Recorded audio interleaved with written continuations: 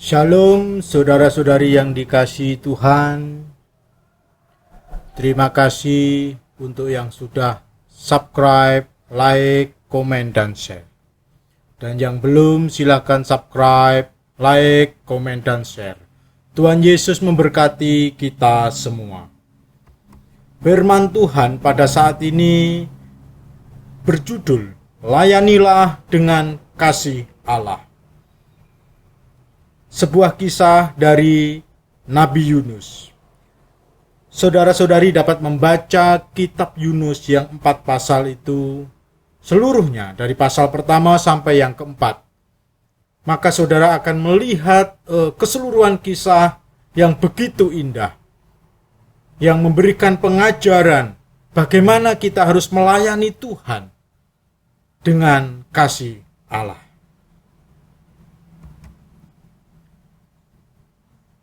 Bapak Ibu yang dikasihi Tuhan, pada pasal pertama kita melihat bahwa Tuhan mengutus Nabi Yunus untuk pergi ke Niniwe. Dari Israel untuk pergi ke sebelah timur, kota Niniwe. Namun Yunus melarikan diri, dia malah berangkat ke Tarsis yang jauh, yang lebih jauh. Kenapa Yunus tidak mau? Malah Yunus pergi ke tempat yang lainnya.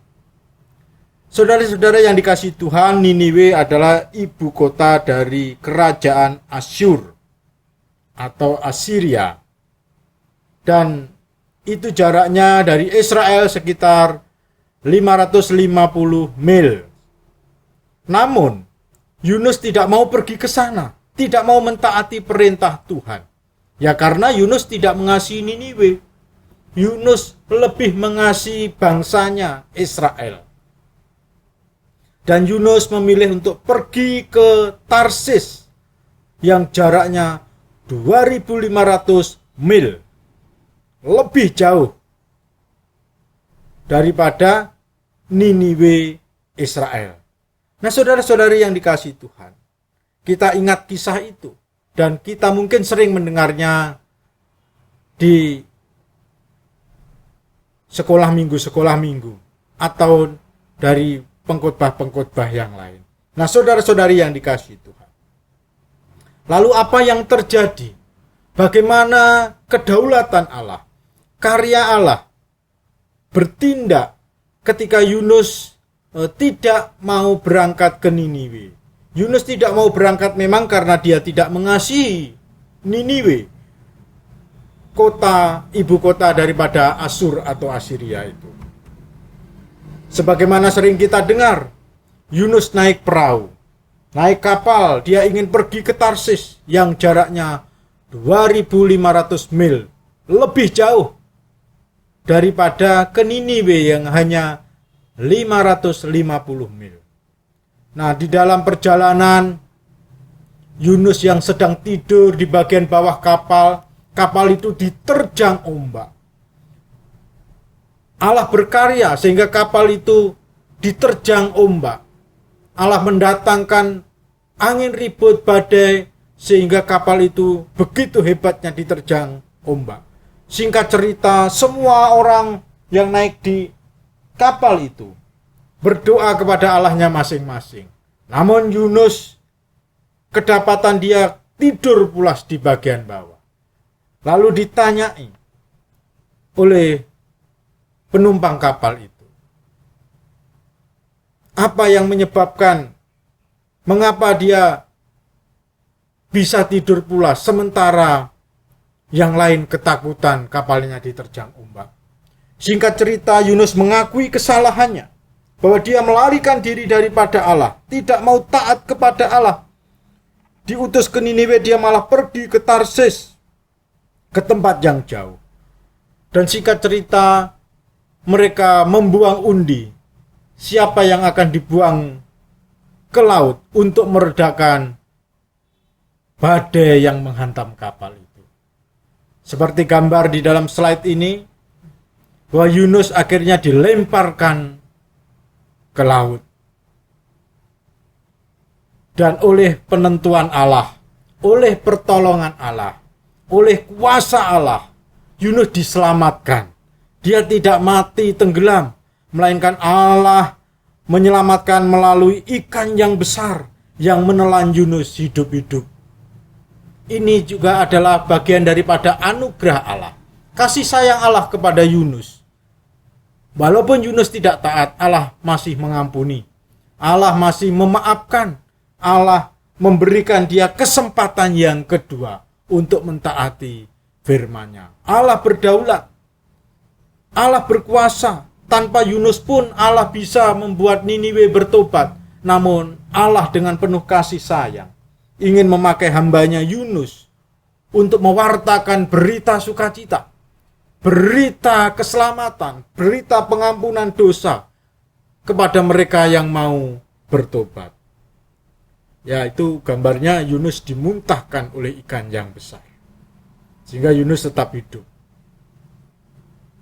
Kenapa kok Tuhan tidak kirimkan ikan hiu yang giginya besar-besar yang biasa makan daging?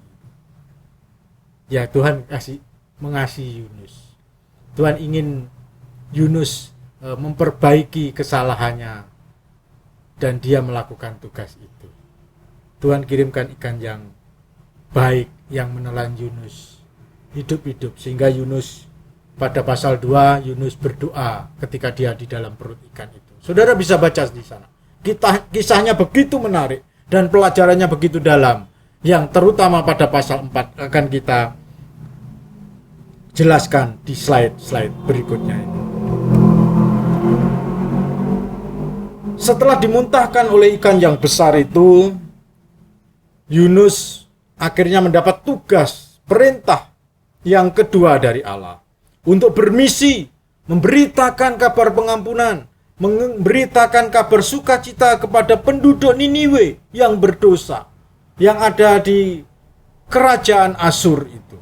Dan Yunus dengan terpaksa berangkat. Yunus dengan berat hati berangkat ke kota Niniwe setelah dia ditenggelamkan di dalam laut dan setelah ia ditelan ikan. Dia berangkat. Dia berkhotbah di sana sebagaimana perintah Tuhan, bahwa jikalau orang Niniwe tidak bertobat, jikalau orang Niniwe tidak berbalik dari dosa-dosanya dan bertobat kepada Allah, maka Tuhan akan menghancurkan kota itu. Tuhan akan meratakan kota itu.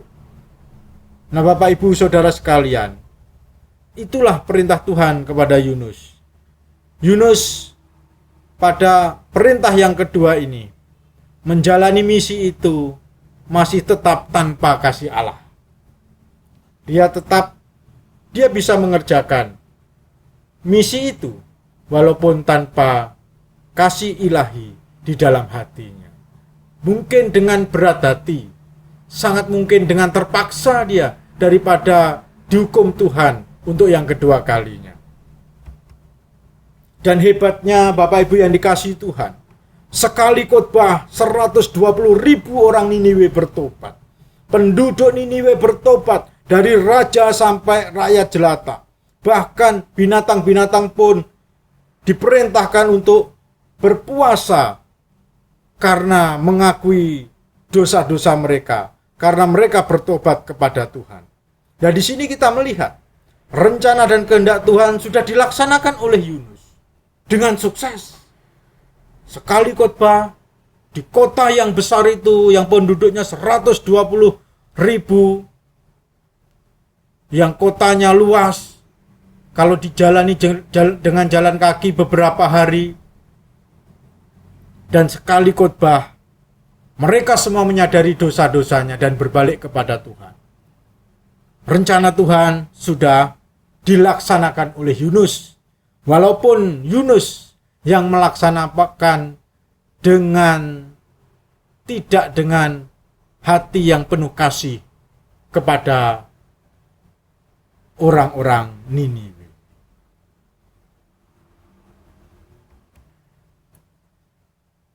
Dan akhirnya Yunus keluar dari kota itu. Tuhan mengampuni penduduk Niniwe. Tuhan tidak jadi mendatangkan malapetaka, hukuman kepada penduduk Niniwe. Dan Yunus menunggu di luar kota. Menunggu dengan marah. Kenapa marah? Karena Allah mengampuni penduduk Niniwe. Karena Allah tidak jadi menghukum penduduk Niniwe. Allah penuh kasih dan sayang, penuh belas kasihan kepada penduduk Niniwe. Yunus marah kepada Tuhan. Jadi aneh Nabi Yunus ini. Ketika dia berdosa, Tuhan mengampuni dia, memberikan kesempatan yang kedua. Tetapi kepada bangsa Niniwe, dia tidak rela ketika Tuhan mengampuni mereka. Sungguh aneh, bukan? Ini sifat Yunus yang egois, bukan? Yang terlalu mengasihi dirinya sendiri dan bangsanya, sementara manusia lain yang juga dikasihi oleh Tuhan dia tidak rela. Yunus marah kepada Tuhan dan ingin mati. Sungguh aneh. Bagaimana seorang nabi tidak punya kasih kepada sesama manusia, hanya mengasihi dirinya sendiri dan bangsanya saja. Nah, saudara-saudari yang dikasihi Tuhan, inilah kesalahan Yunus. Itulah sebabnya walaupun misi Allah ini sukses, Yunus sekali khotbah 120.000 orang bertobat, namun Tuhan masih punya pengajaran kepada Yunus. Tuhan masih mengajari Yunus kasih sayang dan cintanya kepada umat manusia. Ini pasal yang keempat. Dari kisah Yunus itu puncaknya pada pasal yang keempat. Bapak Ibu Saudara, saya akan bacakan ayat 1-3. Tetapi hal itu apa? Yaitu Tuhan tidak jadi menghukum kota Niniwe karena mereka bertobat dan berbalik kepada Tuhan. Tetapi hal itu sangat mengesalkan hati Yunus, lalu marahlah ia. Dan berdoalah ia kepada Tuhan, katanya, "Ya Tuhan, bukankah telah kukatakan itu ketika aku masih di negeriku? Sebab itulah sebabnya, maka aku dahulu melarikan diri ke Tarsis. Sebab aku tahu bahwa Engkaulah Allah yang pengasih dan penyayang, dan panjang sabar, dan berlimpah kasih setia, serta yang menyesal karena malapetaka yang hendak didatangkannya. Jadi sekarang ya Tuhan, cabutlah kiranya nyawaku, karena lebih baik aku mati daripada hidup." Saudara tahu alasan kenapa Yunus tidak mau pergi ke Niniwe pada perintah yang pertama, penugasan yang pertama? Dia memilih pergi ke Tarsis. Ya, dia tidak mengasihi Niniwe. Dia tahu bahwa Tuhan itu panjang sabar, pengasih, penyayang, berlimpah kasih setia, sehingga menyesal karena malapetaka yang hendak didatangkannya itu. Tidak menghukum orang yang bertobat. Itulah sebabnya Yunus justru tidak mau taat kepada Tuhan yang demikian. Sebaliknya, ketika dia salah dan diampuni oleh Tuhan, dia begitu bersuka cita ketika diberi kesempatan yang kedua dalam penugasan Tuhan itu. Ayat yang keempat, inilah jawaban Tuhan.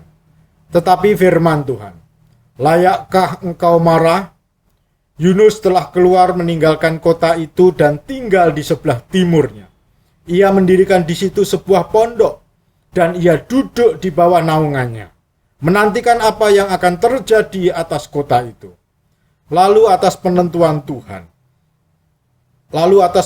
Tuhan Allah tumbuhlah sebatang pohon jarak, melampaui kepala Yunus untuk menaunginya, agar ia terhibur daripada kekesalan hatinya. Yunus sangat bersuka cita karena pohon jarak itu." Tuhan bertanya kepada Yunus, "Layakkah engkau marah?" Ya, Yunus tidak layak. Dia hanya nabi, dia hanya utusan. Seharusnya dia bersuka cita ketika dipakai Allah untuk memberitakan belas kasih Allah kepada bangsa Niniwe. Tuhan cukup bertanya, itu kepada Yunus, dan Yunus harusnya mengerti bahwa dia tidak layak memarah kepada Tuhan yang mengampuni bangsa Niniwe, sebab Yunus sendiri sudah diampuni kesalahannya ketika dia tidak mentaati pengutusan yang pertama. Nah, di situ Yunus ada di sebelah timur kota, mendirikan sebuah pondok kecil, lalu Tuhan menumbuhkan atas penentuan Tuhan. Allah menumbuhkan sebatang pohon jarak di sini, melampaui kepala Yunus dan menaunginya. Yunus terhibur dari kekesalan hatinya. Yunus sangat bersukacita karena pohon jarak itu. Bayangkan, Yunus bersukacita pohon jarak itu. Itu menghibur kekesalan hatinya, kemarahannya kepada Allah. Ayat 7, tetapi keesokan harinya ketika fajar menyingsing atas penentuan Allah, datanglah seekor ulat yang menggerek pohon jarak itu, sehingga layu. Segera sesudah matahari terbit, maka atas penentuan Allah bertiuplah angin timur yang panas terik, sehingga sinar matahari menyakiti kepala Yunus. Lalu rebahlah ia lesu dan berharap supaya mati, katanya, lebih baik aku mati daripada hidup. Bapak Ibu yang dikasihi Tuhan, inilah sikap kemarahan-kemarahan yang salah, tidak pada tempatnya. Sikap yang dipenuhi sifat egois, sifat tidak mengasihi bangsa-bangsa lain, tidak mengasihi jiwa-jiwa yang tersesat. Nah, disinilah Allah belum selesai kepada Yunus. Allah mengajari Yunus akan kasihnya kepada jiwa-jiwa. Walaupun misinya sudah selesai dikerjakan Yunus tanpa kasih itu, tetapi Tuhan masih mengajari Yunus bahwa Yunus harus melayani dengan penuh kasih kepada jiwa-jiwa. Itu gambarnya Yunus begitu marah, tidak senang melihat pengampunan Allah, kasih setia Allah kepada Niniwe. Tetapi berfirmanlah Allah kepada Yunus, layakkah engkau marah karena pohon jarak itu? Jawabnya, selayaknya lah aku marah sampai mati.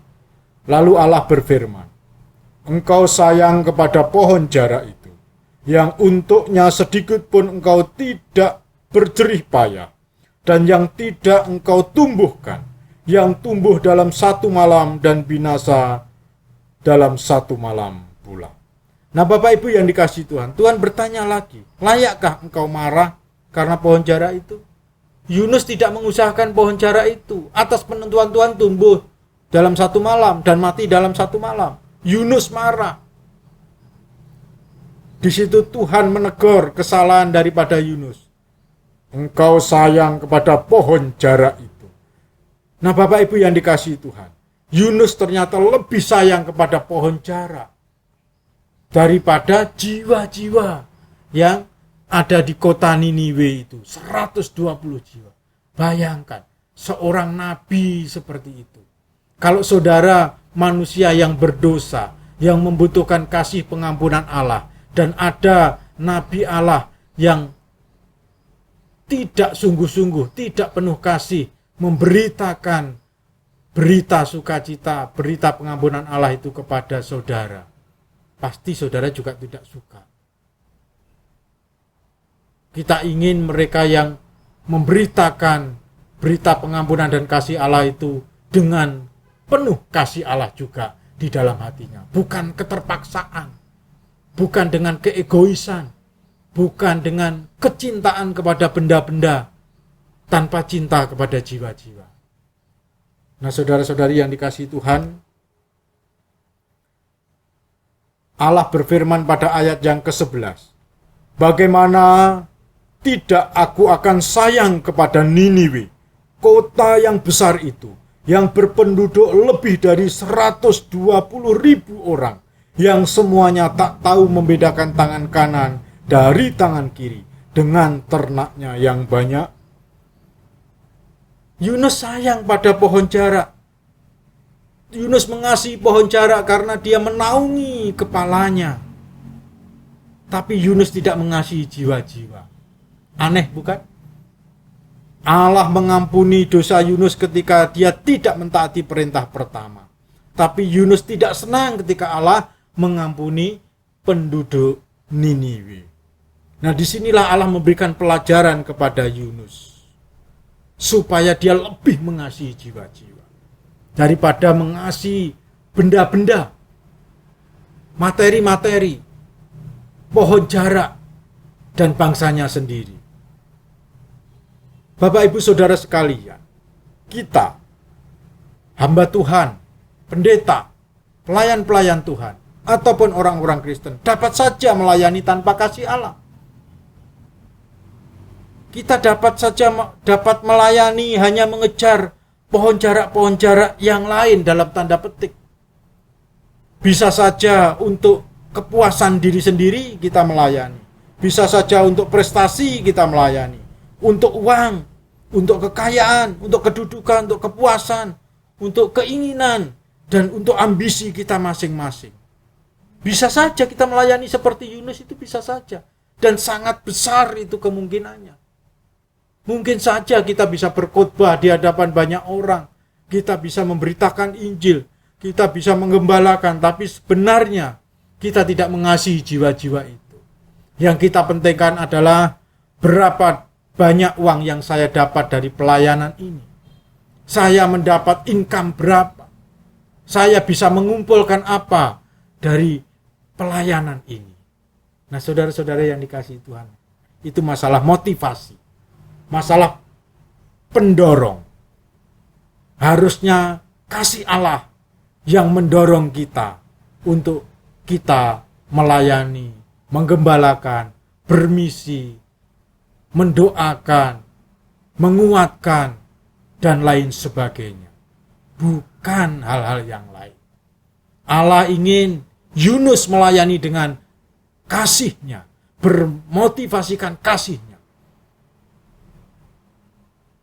supaya pelayanannya benar. Melayani tanpa kasih Allah, tanpa kasih ilahi adalah salah di hadapan Tuhan.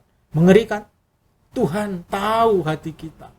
Mungkin pelayanan kita nampak berhasil, nampak sukses, penginjilan kita berhasil, misi kita berhasil, gereja kita nampak kelihatannya bertumbuh, banyak orang datang ke gereja kita, tetapi belum tentu itu berkenan kepada Tuhan. Sebab Tuhan melihat hatinya, hati kita. Apakah kita sungguh-sungguh melayani dengan penuh kasih, atau sekedar kita didorong, bermotivasikan hal-hal materi, pohon jarak yang lain yang kita kejar di dalam pelayanan kita. Memang Yunus tidak mendapatkan apa-apa dalam melayani itu. Dia tidak mendapat uang banyak, tetapi dia lebih mengasihi pohon jarak itu dibanding jiwa-jiwa. Nah, ini yang salah. Mungkin zaman sekarang kita melayani dapat berkat yang banyak. Jikalau yang mendorong kita adalah berkat-berkat jasmania, materi, uang, kekayaan, harta benda yang banyak itu dalam pelayanan kita, pastilah Tuhan tidak berkenan. Karena Tuhan ingin kita melayani dengan penuh kasih-Nya. Motivasi kasih Allah dalam melayani sangat penting di sini. Kita melihat bagaimana Tuhan masih mengajari Yunus. Tuhan bukan saja melihat hasilnya, terlebih juga motivasi kasih Allah dalam pelayanan kita. Marilah kita meneladani Yesus yang melayani manusia, didorong oleh kasih Allah. Motivasi kasih Allah lah yang membuat kita berkenan kepadanya. Sebagaimana Allah mengasihi mereka, orang-orang yang berdosa, dan termasuk kita semua. Demikianlah kita, ketika kita melayani, kita harus penuh kasih Yesus, kasih Allah itu di dalam setiap pelayanan kita. Maka pelayanan kita akan sempurna dan pelayanan kita berkenan kepada Tuhan. Amin. Silakan Bapak Ibu subscribe, like, komen, dan share. Tuhan Yesus memberkati kita semua.